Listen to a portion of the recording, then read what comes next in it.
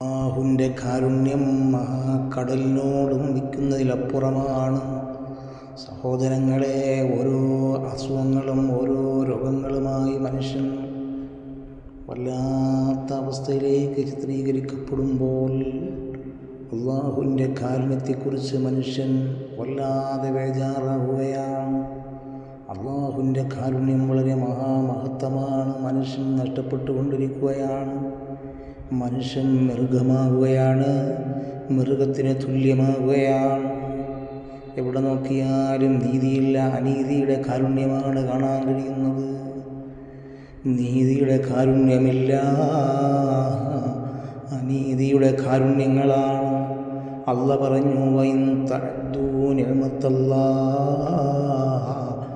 ലാ തുഹ്സുഹാ. അള്ളാഹു ചെയ്ത കാരുണ്യത്തെ, അള്ളാഹു ചെയ്ത അനുഗ്രഹത്തെ, അള്ളാഹു ചെയ്ത നന്മയെ, അള്ളാഹു ചെയ്ത ഓരോ കാര്യങ്ങളെ ഞാൻ നിങ്ങളും എടുത്തുദ്ധരിക്കാനോ എടുത്ത് അവതരിപ്പിക്കാനോ കഴിയുന്നതല്ല. അത്രയും വലിയ കാരുണ്യമാണ്. എന്നെയും നിങ്ങളെയും സൃഷ്ടിച്ച യജമാനനായ തമ്പുരാൻ നൽകപ്പെടുന്ന കാരുണ്യം സ്വന്തം ഉമ്മ തൻ്റെ മകനോട് കാണിക്കുന്ന കാരുണ്യത്തെക്കാൾ ഒരു ഹദീസിൽ കാണാം. അള്ളാഹുവിന് 99 കാരുണ്യമുണ്ട്. അവരൊരു കാരുണ്യം മാതാവ് തൻ്റെ മകളോട് സമീപിക്കുന്ന കാരുണ്യം. ഈ കാരുണ്യങ്ങളെക്കാൾ ഏറ്റവും വലുതാണ് അള്ളാഹു നിന്നുള്ള കാരുണ്യമെന്ന് മഹാനായ പ്രവാചക മുഹമ്മദ് മുസ്തഫ ഈ കാരുണ്യത്തിൻ്റെ 10 അനുഗ്രഹത്തിൻ്റെ 10 നമുക്ക് നൽകിയിട്ടല്ല പറയുന്നു, നിങ്ങൾക്ക് ഓഫറാണ്.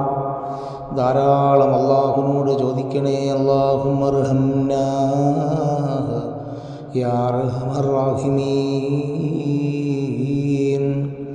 അള്ളാഹുവേ, നീ കാരുണ്യം ചെയ്യുന്നവർ വെച്ച് ഏറ്റവും കൂടുതൽ കാരുണ്യം ചെയ്യുന്നവനാണ്. നീ എനിക്ക് അല്ലാഹുമ്മർഹംനി, എനിക്ക് നീ കാരുണ്യം ചെയ്യണേ അല്ലാഹ്. നീ ചെയ്ത കാരുണ്യത്തിനൊരു പരിധിയുമില്ല. ഒരിക്കലും മനുഷ്യൻ പറയുന്നു, നിൻ്റെ കാരുണ്യവും കരുണയും അനുഗ്രഹവും എനിക്ക് വേണ്ട. ഞാൻ ചെയ്ത ഖുർആൻ ഓതലിന്, ഞാൻ ചെയ്ത തസ്ബീഹിന്, ഞാൻ ചെയ്ത സ്വലാത്തിന്, ഞാൻ ചെയ്ത ദിക്റിന് ഇതിനൊരു പ്രതിഫലം നീ നിൻ്റെ ഔദാര്യം കൊണ്ട് തരണ്ട. ഞാൻ ചെയ്തതിൻ്റെ കൂലി കൊണ്ട് നൽകിയാൽ മതി. പറ്റൂല്ല. അള്ളാഹ് മനുഷ്യൻ അവസാനം റബ്ബിൻ്റെ മുമ്പിൽ മുട്ടുമടങ്ങിയില്ല. റബ്ബേ,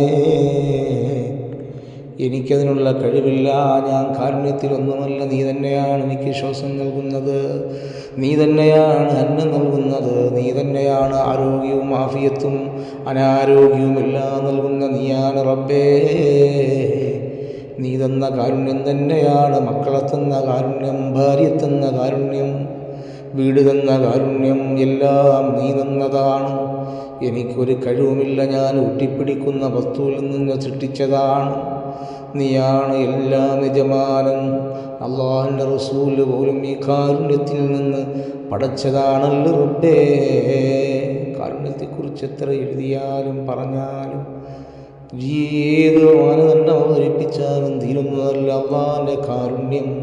ഈ റഹ്മത്തിൻ്റെ പത്തിൽ ധാരാളം കാരുണ്യം ചോദിക്കണം.